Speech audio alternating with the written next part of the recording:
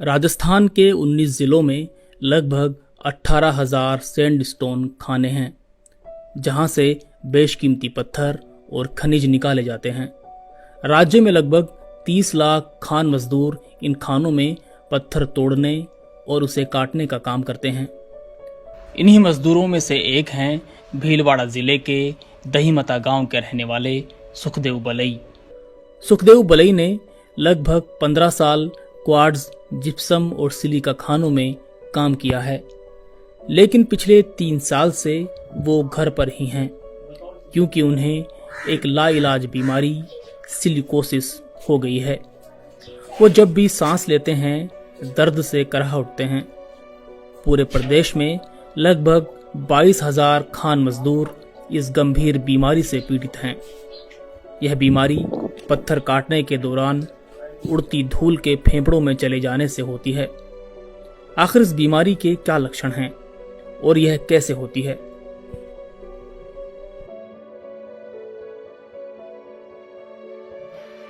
Silicosis बीमारी के अंदर अपन सामान्य भाषा में समझें तो कुछ विशिष्ट प्रकार के जो पत्थर के छोटे छोटे कण होते हैं, वो जब हमारे फेफड़ों के अंदर चले जाते हैं सांस के साथ में, तो जब वो उसके अंदर जमा हो जाते हैं फेफड़े में, तब जो बीमारी पैदा करते हैं वो सिलिकोसिस की बीमारी होती है।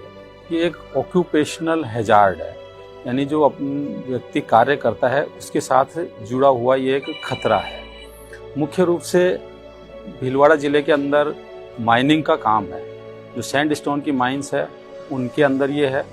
इसके अलावा कुछ जो क्रशिंग की फैक्ट्रियां हैं जिनमें कि मिनरल्स का, ये पत्थर का चूरा वगैरह बनता है, उनमें हो रही है।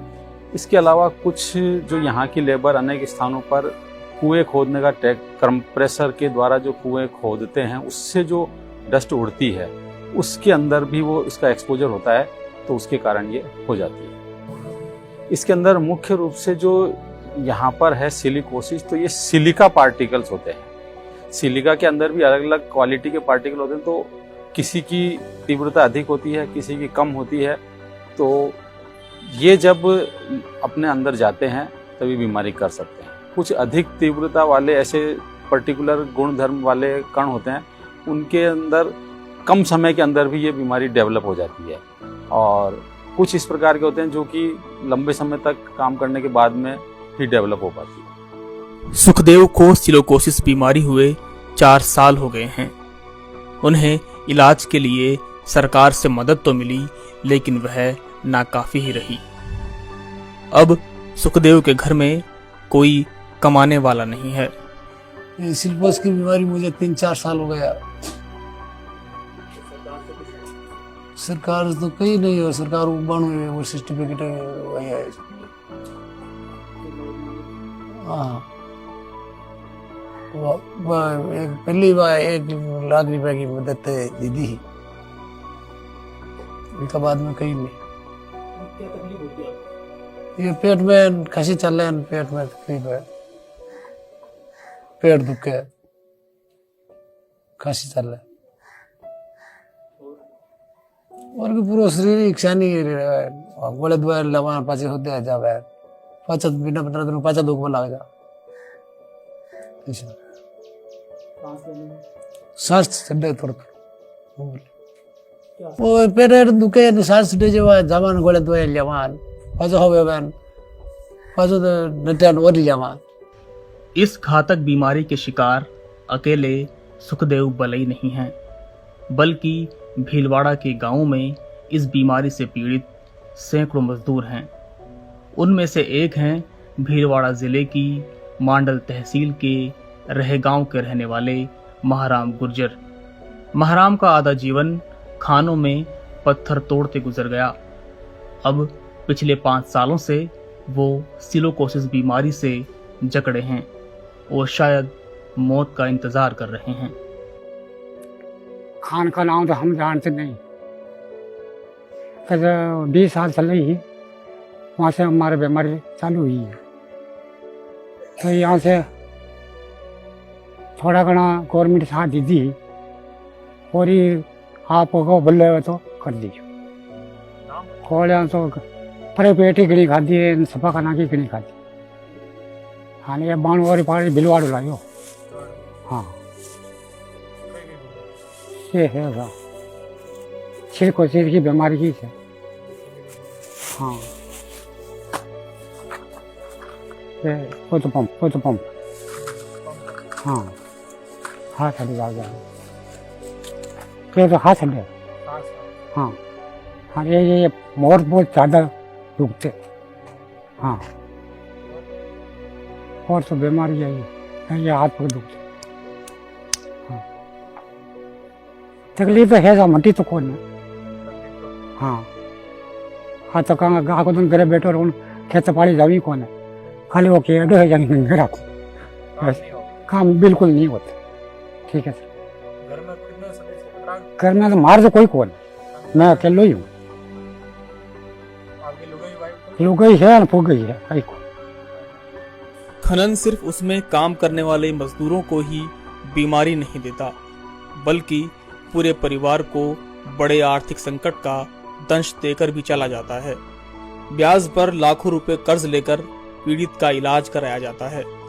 मृत्यु के बाद कर्ज का जाल पूरे परिवार को सालों तक परेशान करता है। कई मामलों में तो यह अगली पीढ़ी तक को चुकाना पड़ रहा है। मैं सिलिकोस आदमी हूँ, इस एरिया में मैंने काम करता 40 साल हो गया, इसलिए मैं कम से धनेसर में 40-50 लोग सिलिकोस आदमी, जिसमें से लोग बेमौत मरे जा रहे हैं। इस लोगों की कोई सुनाई नहीं हो रही। सरकार ने 1-1 लाख रुपया सहायता राशि दी, इतना पैसा उनके इलाज में लगे, उसमें रहने की व्यवस्था नहीं है, उनको खाने की व्यवस्था नहीं है, उनका बच्चा को पढ़ाने लिखाने की व्यवस्था नहीं है। राज्य सरकार ने 2016 में सिलिकोसिस मरीजों की सूची बनाना शुरू की और 2019 में राज्य सरकार फेफड़ों से जुड़ी बीमारियों के लिए एक नीति ले आई, जिसका नाम था न्यूमोकोनियोसिस नीति। हाल ही में राजस्थान ने न्यूमोकोनियोसिस 2019 की नीति जो है लागू की है, जिसके तहत 2019 के बाद सिलिकोसिस बीमारी से पीड़ित होने वाले या फिर इस प्रकार की जो एब्स्टोसोसिस जो बीमारियां हैं, जो कोल माइनिंग में काम करने के दौरान है, या फिर इस तरह की जोखिम वाले जो पत्थर काटने वाले जो काम है, इसमें होने वाली जो बीमारियां हैं, उसके लिए उसमें पीड़ित होने वाले जो लोग हैं, उनको सरकार 2019 के बाद जो पीड़ितों को 3 लाख रुपए जीवित रहने के दौरान और 2 लाख रुपए मरणोपरांत उनके निर्भर व्यक्तियों पे, या उनकी पत्नी हो सकती है, उनके बेटे हो सकते हैं, उनको मिलेगा।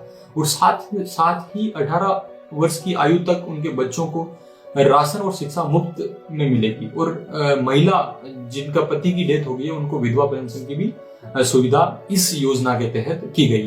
लेकिन इस नीति के लागू होने के बाद भी पुनर्वास के लिए कई विधवाओं को इसका लाभ नहीं पहुंचा। भीलवाड़ा के मांडल तहसील के रह गांव की रहने वाली सायरी बाई के पति तुलसीराम की मृत्यु को 4 साल होने वाले हैं, लेकिन उन्हें अभी तक 1.5 लाख रुपए ही मिल पाए हैं। मेरा पति तुलसीराम जी के सांस की बीमारी, फेफड़ा में बीमारी ही चलिया गया।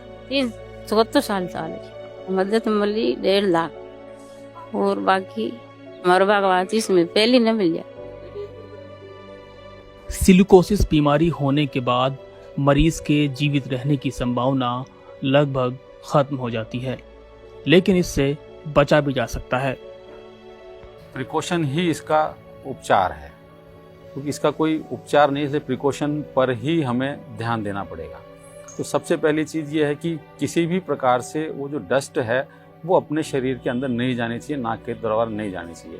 तो पहली चीज़ तो ये है कि जो भी ड्रिलिंग वगैरह होती है वो ड्राई ड्रिलिंग नहीं हो, वेट ड्रिलिंग हो, ताकि वो धूल के कण नहीं उड़ेंगे, और नहीं उड़ेंगे तो एक्सपोजर भी उनका नहीं हो। पहली चीज़ तो यह। दूसरा ये है कि सेफ्टी मास्क वगैरह का इनका उपयोग होना चाहिए, तो जो कुछ भी एक्सपोजर है उसको अपन रोक सकते हैं। तो इसका प्रिवेंशन ही इसका उपाय है। सरकार ने सिलिकोसिस की पॉलिसी बनाई हुई है, उसके अनुसार सिलिकोसिस का सर्टिफिकेशन होता है और सरकार के द्वारा नीति के अनुसार सहायता भी दी जाती है।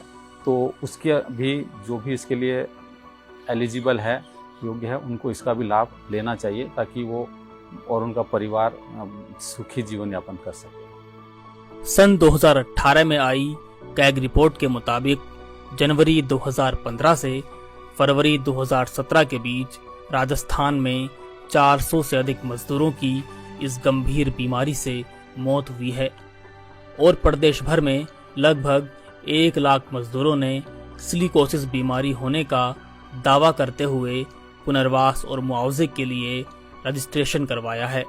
सन 2019 में राज्य सरकार द्वारा सिलिकोसिस मरीजों के लिए आई नीति ने इन मजदूरों को राहत तो दी, लेकिन प्रशासनिक बदइंतजामी ने इनके जख्मों पर मरहम की जगह नमक ही छिड़का है।